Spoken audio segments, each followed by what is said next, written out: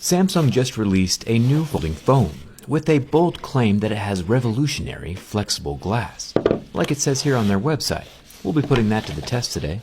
This is the Samsung Z Flip, or the Flips, depending on how you open the box. It does come with a case, one for each half of the phone. Kinda nice. Samsung says this is a statement smartphone for people who want to stand out, a phone that demands attention. And I'd have to agree.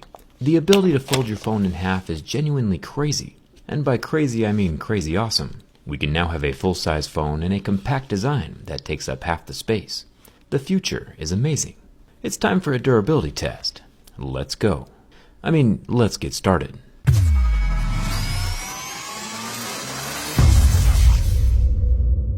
Starting off, pay very close attention to this first warning, and remember it. It says, avoid pressing hard on the screen or the front camera lens. Tap the screen lightly to keep it safe. Samsung said at their launch event that they've done the impossible and created ultra-thin glass that folds.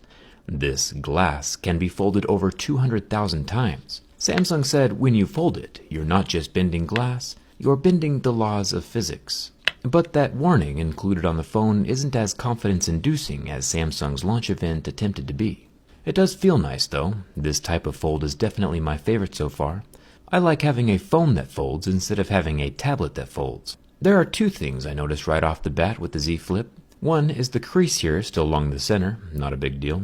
There's also a small divot in the display above the front-facing camera lens. You can see the curve of my lights along with the bend of the surface of that display. The Samsung logo along the spine gets entirely covered up when the phone is open. This new hinge design apparently has thin brushes inside to keep out dust. We'll test that later. There's also no screen lifting off the frame like we saw in the Motorola Razr, which probably makes this design much safer and more long-term. There is a bit of a gap between the two halves of the phone when it's closed, also fine, and it makes sense because if the screen really is glass, we can't have glass clacking against glass every time the phone gets closed. That just wouldn't end well. Speaking of things not ending well, it's time to see if this material really is glass or not. I've been doing the same durability test on every major new smartphone since the Galaxy S6 came out 5 years ago. It is an expensive hobby, yes, but I think it's fairly useful in finding out what your phone is made from, and how well it'll handle everyday life. Plastic, as we know, scratches at a level 2 or 3. Real glass would scratch at a 5 or a 6, and sapphire would scratch at an 8 or 9, right under diamonds, which are level 10. As my firstmost pick touches the display of the Galaxy Z Flip, we can see marks start to appear. This is rather unfortunate. Continuing onward, we can see deeper grooves happening at a level 3. This is exactly how a plastic screen would react. Exactly like we saw in the Galaxy Fold, the Motorola Razr, and basically every other plastic screen smartphone ever made. For kicks and giggles, we can bump it up to a level 4, and I could physically feel the tip of the pick start to cut the display surface open. So why in the world would Samsung talk about flexible glass so much on their website and at the launch event? It could be that they are using a hybrid plastic polymer with little specks of glass ingredients inside, and then just, calling it glass. But that doesn't really seem like a very nice thing to be doing. If a company says glass, their customers will think of a hard, clear material that has excellent scratch resistance. From a durability perspective, that scratch resistance is the primary reason that glass is used on basically every smartphone display. Samsung is calling this glass, but this display clearly doesn't have the scratch resistance or structural benefits that customers are expecting from glass. If glass isn't glass, then truth doesn't matter, and truth should matter. This isn't American politics. Samsung is currently the #1 smartphone manufacturer in the world, and we shouldn't be calling this screen glass when clearly my fingernail is leaving marks on the surface. Over and over. I'm not sure what Samsung's thinking over there, but we clearly have scratches at levels 2, 3, 4, and fingernail. I don't know what material this is, but Samsung definitely shouldn't be calling it glass, and I'm disappointed. Even if I jump up here to the front-facing 10-megapixel selfie camera, the surface is covered in that same so-called glass material, and can still be scratched with my fingernail. I'll come back to this again in just a second. The raised screen bump around the edge of the screen is made from plastic. This is the same thing we saw in the Galaxy Fold. This guy kinda holds the screen in place and keeps people from peeling off the top layer. The volume rocker is made from metal. The recessed power button, over here on the side, is scratchable. I'll set my fingerprint and see if it still works. Don't mind my thumb, by the way, I smashed it with a TV a few weeks ago. Now the phone is still able to be unlocked, even though the fingerprint scanner is damaged, but to test it some more, I added some more scratches. And after the additional scratches are in place, my fingerprint stopped working. Interesting. The frame of the Galaxy Z Flip is made from metal, and down here along the bottom, we have more metal alongside the singular loudspeaker, the USB-C port, and, the no headphone jack. The whole frame of the phone seems to be made from metal, which is a good thing, and will hopefully keep the phone together during the bin test later. There are a few plastic antenna lines, and a removable SIM card tray, but no expandable memory. The center hinge mechanism is made from metal, with that Samsung logo recessed into the spine. Each of the tiny letters is made from a piece of shiny foil that is glued inside the cavity. These will probably never fall out on their own, but it's interesting to see what the Z Flip is made from.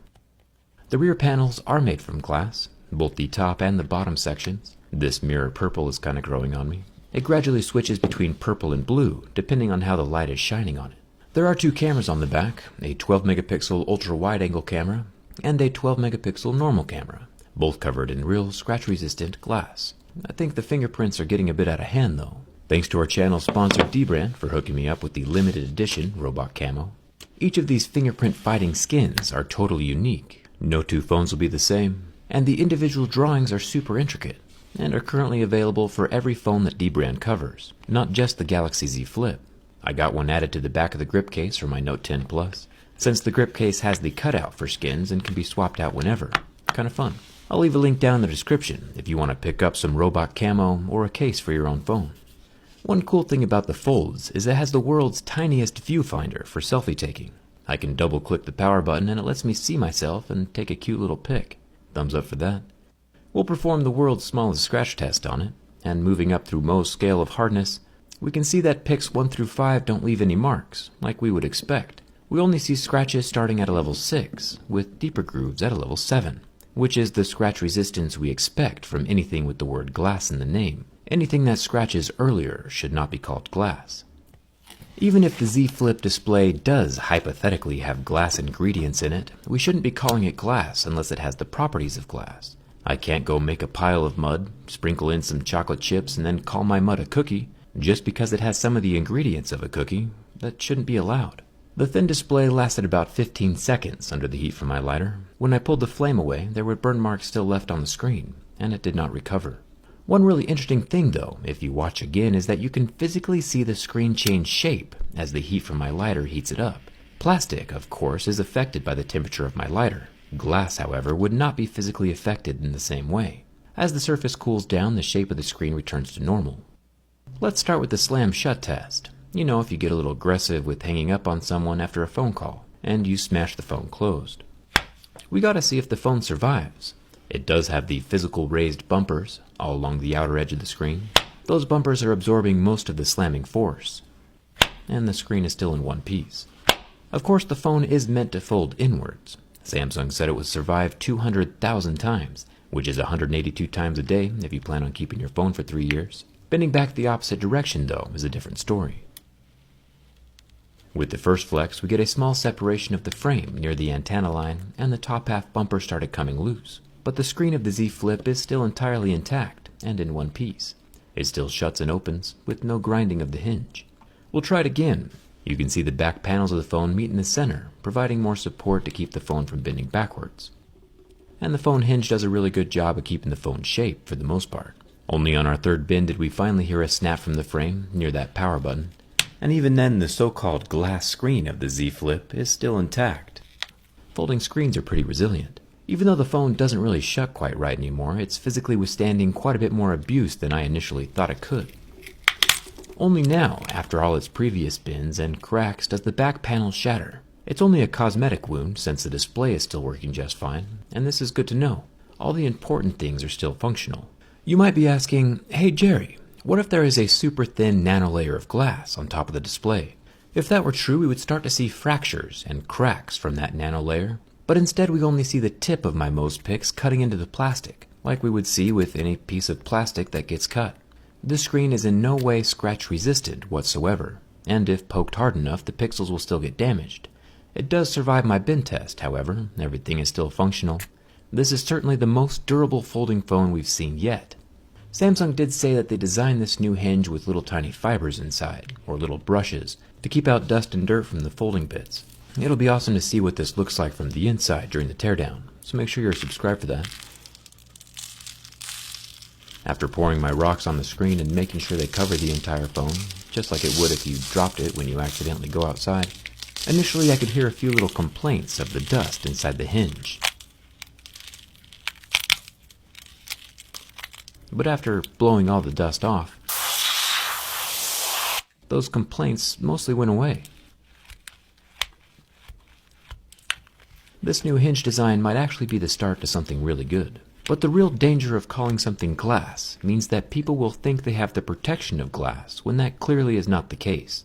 Glass distributes pressure along the whole phone, while this plastic allows that pressure to get in and damage pixels. You can see that each pressure point from my pick kills the line of pixels directly above it. This would not happen if the screen were glass, and it's dangerous to let people walk around with that false sense of security, like Samsung gives them when they call it glass. And that's not all. Each of these puncture wounds does let air get inside the sealed OLED layers, which kills even more pixels.